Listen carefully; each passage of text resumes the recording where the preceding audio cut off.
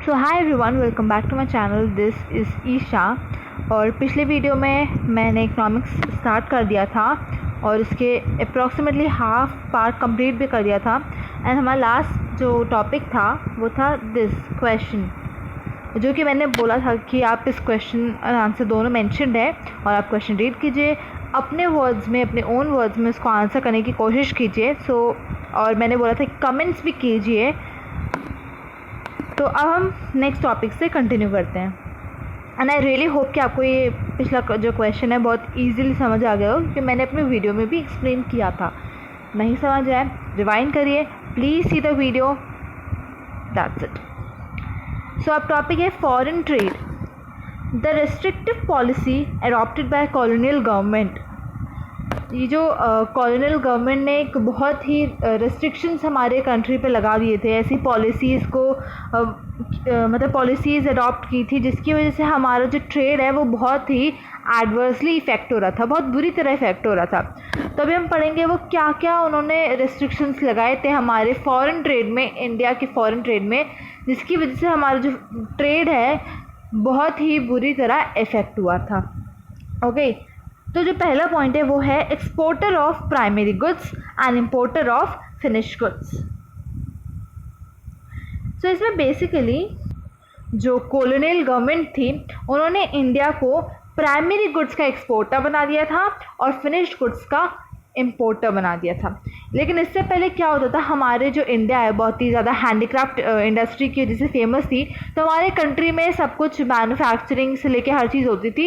ये export import का इतना इस तरह डिवाइडेड नहीं था, बट इनके बाद इन्होंने इतना रेस्ट्रिक्शंस लगा दिया। अब इसमें ड्रॉबैक क्या था इसका, exporting primary goods and importing finished goods. इसमें ड्रॉबैक ये था, अगर हम प्रैक्टिकली सोचें तो जो रॉ मटेरियल्स होते हैं उनका कॉस्ट कितना होता है, ठीक है, मतलब कम से कम होता है, इज़न्ट इट। और लेकिन जो फिनिश गुड्स होते हैं उनके रॉ मटेरियल्स के कंपैरिजन में इनका कॉस्ट कितना होगा, ऑब्वियसली काफ़ी ज़्यादा होगा। सो बेसिकली सीधी बात में अगर हम कहें, सीधी भाषा में कहें कि हम लोग जो थे वो हम लोग कम पैसों में मतलब एक्सपोर्ट कर रहे थे रॉ मटेरियल्स और उसके बदले हमको कम पैसे मिल रहे थे। But in fact finish goods को इंपोर्ट कर रहे थे जिसके बदले हमको उससे कहीं ज़्यादा पैसे देने पड़ रहे थे।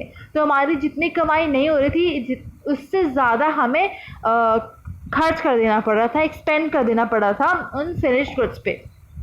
ओके, अच्छा मैं एक बार बहुत ही बेसिक सा, बहुत ही सिंपल सा वो है export and import, I hope सबको पता हो, बट मैं एक बार बता देती हूँ। एक्सपोर्ट मीन्स कोई भी चीज़ को बाहर ट्रेड करना, मतलब अपने कंट्री से बाहर भेजना, एंड इम्पोर्ट मतलब of course vice versa, that is बाहर से अंदर लेना, दूसरी कंट्री से अपने कंट्री में उसको मंगवाना, ठीक है। अब नेक्स्ट पॉइंट है monopoly control of British rule. So इसमें ब्रिटिशर्स ने क्या किया था कि इंडिया के एक्सपोर्ट और इंपोर्ट पे रेस्ट्रिक्शंस लगा दिए थे, एक मोनोपोली कंट्रोल लगा दिया था। मोनोपोली कंट्रोल मतलब क्या होता है, मतलब इस बेसिकली इस पॉइंट में हमें ये बताया मोनोपोली कंट्रोल कैसे लगाया था। उन्होंने क्या कर दिया था, इंडिया का more than half of the trade restrict कर दिया था ब्रिटेन से। मतलब इंडिया अपने आधे से ज़्यादा ट्रेड किसके साथ करेगा, ब्रिटेन के साथ, ठीक है। और बाकी बचा कुचा जो भी थोड़ा मोड़ा परसेंटेजेस बचा था वो चाइना हो गया, पर्शिया हो गया, ईरान हो गया, इन सब कंट्रीज़ के साथ ही अलाउड था।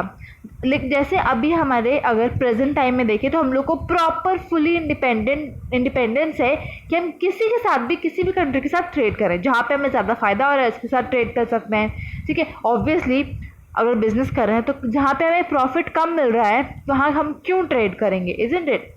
और जहाँ भी हमें फ़ायदा ज़्यादा हो रहा है वहीं से, जैसे दोनों कंट्री में हम कुछ, अगर दोनों कंट्री से कुछ मंगाना है हमको, जहाँ ज़्यादा पैसे देने पड़ेंगे वहाँ से हम क्यों भला इंपोर्ट करेंगे चीज़ें।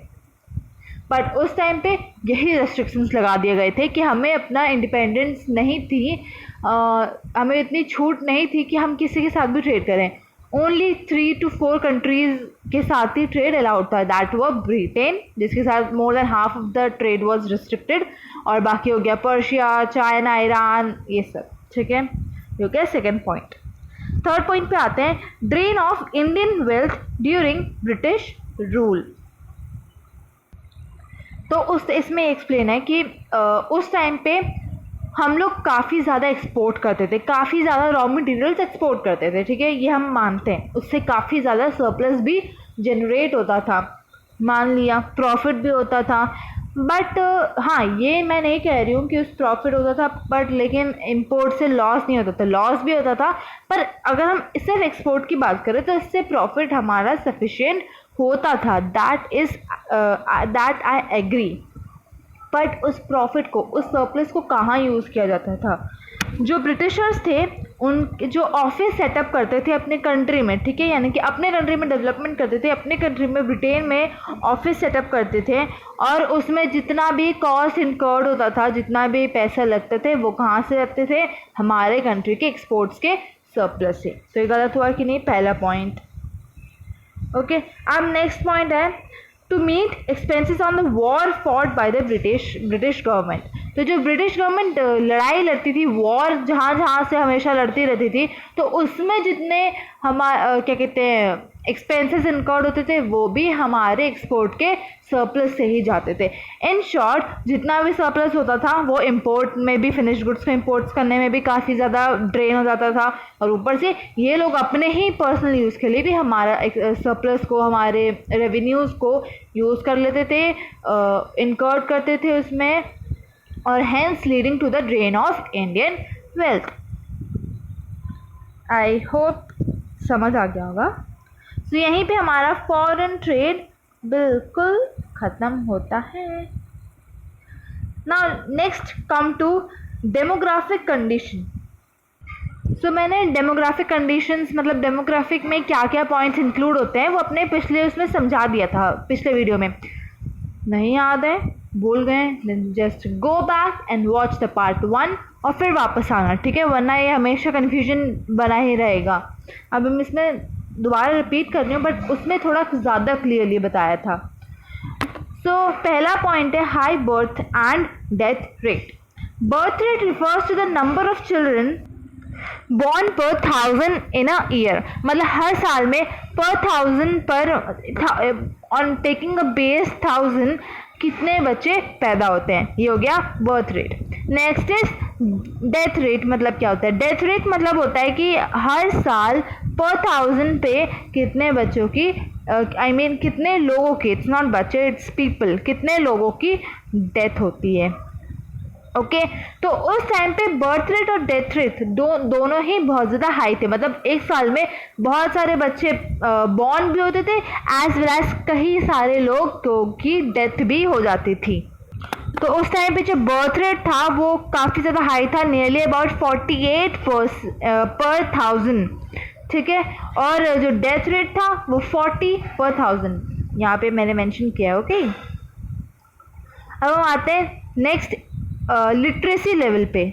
जो लिटरेसी रेट था उस टाइम पे बहुत ज़्यादा लो था, मतलब फॉर अबाउट पूरी कंट्री में ओवरऑल लिटरेसी रेट जो था वो था 16% ओनली। मेल फीमेल दोनों को मिला के पूरी कंट्री में ओवरऑल परसेंटेज की मैं बात कर रही हूँ 16% था, जिसमें से फीमेल का लिटरेसी लेवल था फॉर अबाउट 7%, मतलब 7% से भी अप्रॉक्सीमेटली कम ही था।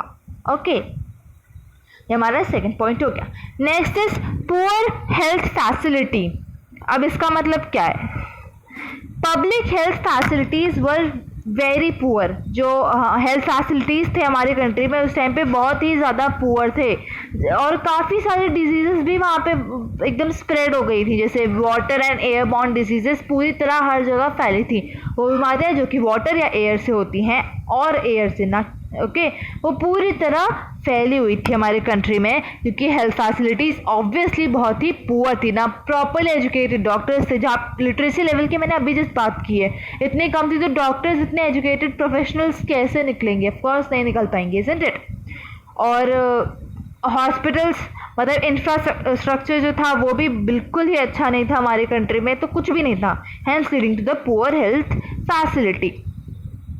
Next point is high infant mortality rate. इसका मतलब होता है कि जो बच्चे होते हैं वो अपने 1 साल, मतलब 1 ईयर्स एज तक पहुंचने से पहले जो बच्चे मर जाते हैं, यानी कि डेथ हो जाती है जिनकी, आई एम रियली सॉरी, तो जिन बच्चों की अपने 1 ईयर्स एज कंप्लीट होने से पहले डेथ होती है, इसी का मतलब होता है इन्फेंट मोर्टालिटी रेट। तो उस टाइम पे, and this is calculated on the base, taking base of पर 1000 लाइफ्स, ठीक है।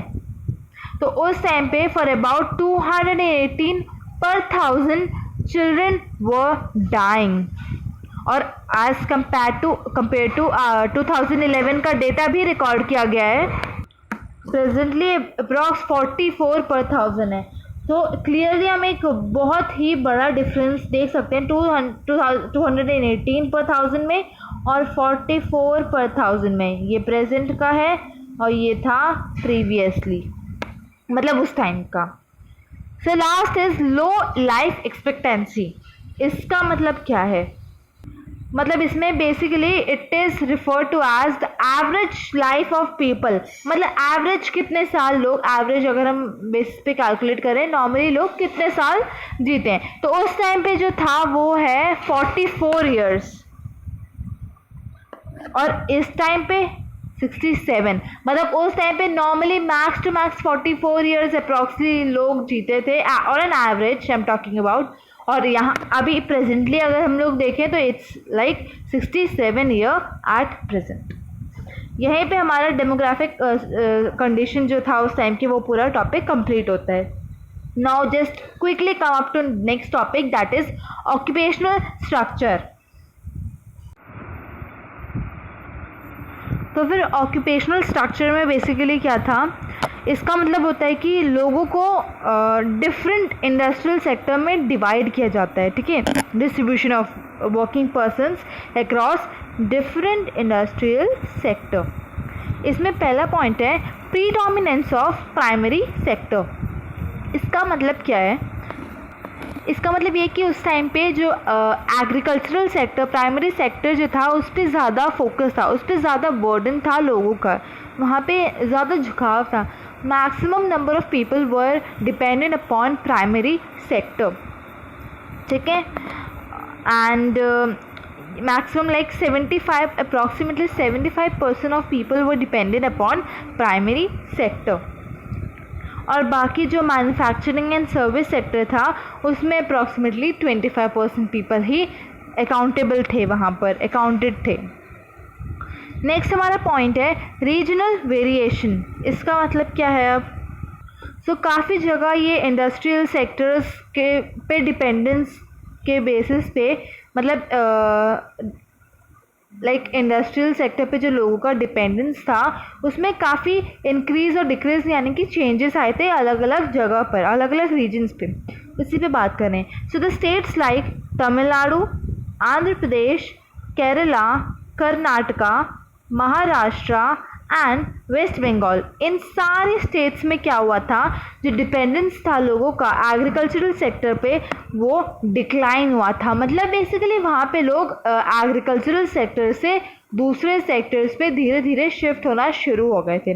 But on contrary Orissa, Rajasthan, Punjab, ये 3 स्टेट्स में क्या हुआ था, उन्हीं वर्कफोर्स का जो लोगों का डिपेंडेंस था एग्रीकल्चरल सेक्टर पे वो कंपैरेटिवली इंक्रीज हुआ था। So this was all about occupational structure. जल्दी से नेक्स्ट टॉपिक पे आते हैं, दैट इज इंफ्रास्ट्रक्चर। सो इसमें क्या है? ब्रिटिश रूल के टाइम पे जो हमारी इंफ्रास्ट्रक्चर जो था वो फैसिलिटीज़ जो थी वो बहुत ही ज़्यादा पुअर थी, ठीक है, which was in a very bad condition. तो जो ब्रिटिशर्स थे, कॉलोनियल गवर्नमेंट ने थोड़े से एफर्ट्स डाले थे हमारे कंट्री में इंफ्रास्ट्रक्चर को इम्प्रूव करने के लिए। जैसे क्या क्या किया था?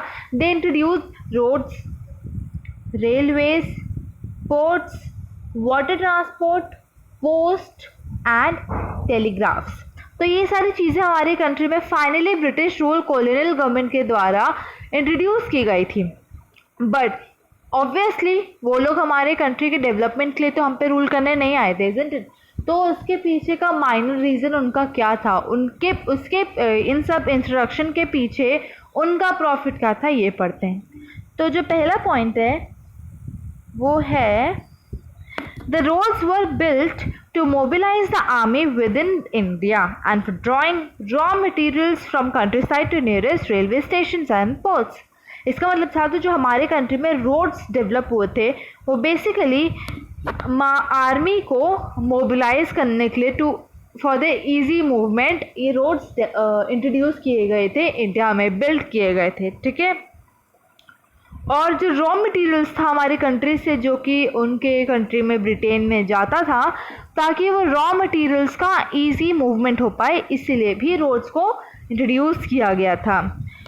और उन्हीं रॉ मटेरियल्स का इजी मूवमेंट होके वो कहाँ ले जाते थे, या तो नियरेस्ट रेलवे स्टेशन पे या पोर्ट्स पे, ठीक है। इसलिए उनको रेलवे स्टेशन एंड पोर्ट्स भी इंट्रोड्यूस करने पड़े, बिल्ड करने पड़े। तो देख सकते हैं बहुत ही उनका सेल्फिश रीज़न था। नेक्स्ट इज रेलवेज क्यों उन्होंने इंट्रोड्यूस किए, ताकि वो लोग थ्रू रेलवेज इंडिया के वास्ट पार्ट पे अपना कंट्रोल बनाए रखें, ठीक है। जो इंडियन टेरिटरीज थी जैसे जहाँ पे मतलब नॉर्मली लोग जाते नहीं थे, प्रेफर नहीं करते थे, इससे जहाँ पे जब रोड्स नहीं थे, रेलवेज़ नहीं थे, ठीक है, तो इसलिए उन्होंने रेलवेज़ को इंट्रोड्यूस किया ताकि वो लोग हम इंडियन टेरिटरीज़ को भी इंक्लूड कर पाएँ, उस पर रूल कर पाएँ easily.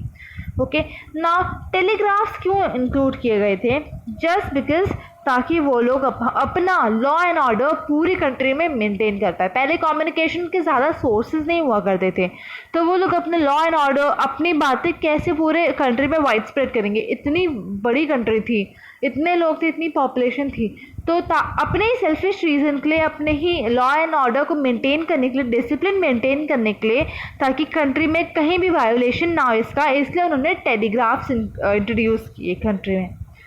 So this was all about infrastructure. Okay. Now there were some positive contributions of British rule as well. क्या है देख लेते हैं। पहला था सेल्फ सफिशिएंसी इन फूड ग्रेन प्रोडक्शन। हमारे कंट्री में फूड ग्रेन प्रोडक्शन में काफ़ी ज़्यादा बढ़ोतरी हुई थी, यानी कि काफ़ी सेल्फ सफिशिएंट हो गया था, जितना लोगों को ज़रूरत थी अप्रॉक्सीमेटली उतने ही प्रोडक्शन होने लगा था फूड ग्रेन्स का।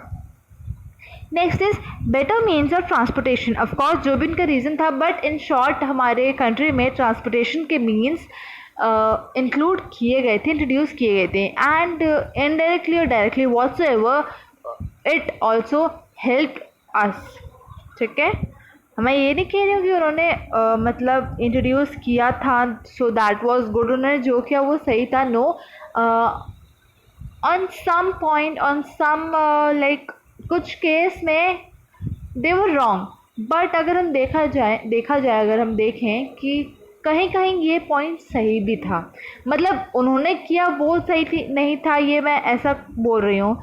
मतलब बेसिकली ओवरऑल हमारे कंट्री में इनका इंट्रोड्यूस होना, सारे ट्रांसपोर्टेशन के मीन्स ऑफ ट्रांसपोर्टेशन इंक्लूड होना बहुत ही प्रॉफिटेबल था हमारी कंट्री के लिए। व्हाटसएवर कैसे भी हुआ that was obviously not good, not correct, मैं उसको बिल्कुल भी अप्रिशिएट नहीं कर रही हूँ, बट इट हेल्प, हमें ये एक्सेप्ट करना चाहिए कि इट हेल्प। ओके ना, चेक ऑन फेमाइंस। जो हमारे कंट्रीज़ में हर जगह फेमाइंस के इतने सारे केसेस होते थे, तो उस पर भी कहीं कहीं धीमे धीमे करके चेक्स होने लगे, यानी कि उस पर भी ब्रिटिशर्स ने उस पर एक पॉइंट ऑफ व्यू, उसको एक मेन कॉज, एक मेन टॉपिक बना दिया था और उस पर चेक करते थे, लाइक उस पर नज़र हमेशा रखते थे, उसको कंट्रोल करने की पूरी कोशिश करते थे। Next is shift to monetary economy. हमारे जैसे पहले नॉर्मली हम लोग बार्टर सिस्टम पे डिपेंडेंट थे। बार्टर सिस्टम अगर नहीं जानते हो मैं बता देती हूँ। बार्टर सिस्टम इज़ बेसिकली जिसमें हम लोग जैसे हमें कुछ ख़रीदना है, ठीक है, हमें बुक्स खरीदनी है, इन रिटर्न हम लोग शॉपकीपर को क्या देते हैं, मनी देते हैं, मॉनेटरी वैल्यू के बेसिस पे रुपीज़ देते हैं, ठीक है, मनी देते हैं। बट एट दैट टाइम हम लोग जैसे मैं अगर राइस को बेचती हूँ और सामने वाला बेचता है वेजीज, तो मुझे वेजिटेबल चाहिए, उसको राइस चाहिए, ठीक है, तो हम लोग क्या करेंगे, पैसे कुछ होते नहीं थे, तो हम लोग आपस में अपने अपने गुड्स को एक्सचेंज कर लेंगे, ठीक है। अब इसमें प्रॉब्लम क्या होती थी कि अगर मुझे वेजीज चाहिए और उसको राइस नहीं चाहिए, तो I have to deal with someone else, मुझे ऐसा कुछ ढूंढना पड़ेगा जिसको भी मेरे प्रोडक्ट की ज़रूरत हो। तो हमें बहुत ज़्यादा उसमें क्योस होता था, बहुत ज़्यादा एक प्रॉब्लम क्रिएट होती थी, ठीक है। तो ब्रिटिशर्स ने क्या किया था, हमारी कंट्री को एक मॉनेटरी इकोनॉमिक में शिफ्ट कर दिया गया था finally. Barter system was totally stopped. मैं ये नहीं कहूँगी हर जगह स्टॉप हो गया था, इसकी गारंटी ऑफ कोर्स कोई भी नहीं लेगा, but on a large scale stop हुआ था। The next last point is effective administrative setup. Administration का सेटअप का क्रेडिट भी ऑब्वियसली हम लोग ब्रिटिशर्स को ही देते हैं, मतलब पूरी तरह नहीं ऑफ कोर्स। प्लीज़ ये टॉपिक से कोई मत बोलिएगा कि मैं ब्रिटिशर्स के हर एक एक्ट को, हर एक स्टेप्स को, हर एक मूवमेंट को सपोर्ट कर रही हूँ, नहीं। ये हमारे सिलेबस में है पहली बात, and secondly we have to accept कि उनके कुछ पॉइंट्स हमारे लिए भले ही नुकसानदायक भी रहे हो, but on some case at some point हमारे लिए वो प्रॉफिटेबल भी थे। जैसे हम लोग ट्रांसपोर्टेशन का ही एग्जांपल ले लें, ठीक है। मॉनेटरी इकोनॉमी का बार्टर सिस्टम वो सो रॉन्ग, कितना प्रॉब्लम होता था लोगों को, बट मॉनेटरी इकोनॉमी में शिफ्ट हुआ, अपने फ़ायदे के लिए भी किया था उन लोगों ने, ऐसा नहीं है, बट इट ऑल्सो हेल्प्ड अस, ठीक है। अगर वो गलत होता तो इंडिपेंडेंस के बाद हम लोग उसको चेंज कर देते, बट नहीं, वी थॉट कि वी रियली एक्सेप्टेड दैट कि नहीं यार ये सही है, ठीक है। तभी तो उसको कंटिन्यू हो रहा है, अभी तक कंटिन्यू हो रहा है, एंड ऑफ कोर्स आगे भी हमेशा ही कंटिन्यू होगा। तो हम लोग अब बस बहुत पॉजिटिव कंट्रीब्यूशन पे हम लोग ने बात कर ली है ब्रिटिशर्स के, इतने अच्छे नहीं थे जो हम लोग मैं कब से लगी हो। So let's move on to next topic. अब हम लोग इन शॉर्ट इंडियन इकोनॉमी के इंडिपेंडेंस के टाइम पे जो भी सिचुएशन थे उस पर बात करते हैं, यानी कि features of Indian economy on the eve of independence. Now if you want then take a screenshot, okay. तो पहला पॉइंट है डिपेंडेंस ऑन एग्रीकल्चर। मैं सब पे बात कर चुकी हूँ, फटाफट से जल्दी से हम लोग बाइंड अप करते हैं और बिल्कुल ख़त्म कर देते हैं इस चैप्टर को, इज़न्ट इट। बहुत छोटा चैप्टर था, तब भी मैंने 2 वीडियोस ले लिया, I am really sorry for that, ताकि आपको क्लियरली समझ आए। पहला डिपेंडेंस ऑन एग्रीकल्चर। हमारी country more than 75% of people were dependent upon agriculture, ठीक है, पूरी तरह उस पर डिपेंडेंट थे, एंड अबाउट 25% पीपल ही दूसरे सेक्टर्स पे इन्वॉल्व थे, इनकर्ड थे। Next point is traditional methods of cultivation. हमारे कंट्री में कल्टीवेशन के, प्रोडक्शन ऑफ फूड क्रॉप्स के लिए एकदम मॉडर्न मेथड्स नहीं थे, बिल्कुल भी नहीं थे, हमारे ट्रेडिशनल मेथड्स ही थे। तभी तो हमारे कंट्री में इतना एग्रीकल्चरल सेक्टर में प्रॉब्लम फेस हुई थी इंडिपेंडेंस के टाइम पे, है ना, क्योंकि हमारे मेथड्स बहुत पुराने थे। इरिगेशन के लिए प्रॉपर फैसिलिटी नहीं थी, मैन्योर के लिए नहीं थी, फर्टिलाइजर्स के लिए प्रॉपर फर्टिलाइजर प्रेजेंट नहीं थे, तो बहुत ज़्यादा बैकवर्ड थी हमारी कंट्री उस टाइम पे। Inadequate industrialisation. हमारी कंट्री में इंडस्ट्रीज़ बहुत ही कम सेटअप हुए थे। मैंने बताया है कि ब्रिटिशर्स ने क्यों सेटअप नहीं होने दिए अपने कंट्री, नहीं याद आ रहा है, then rewind the video and go back and just listen, ठीक है।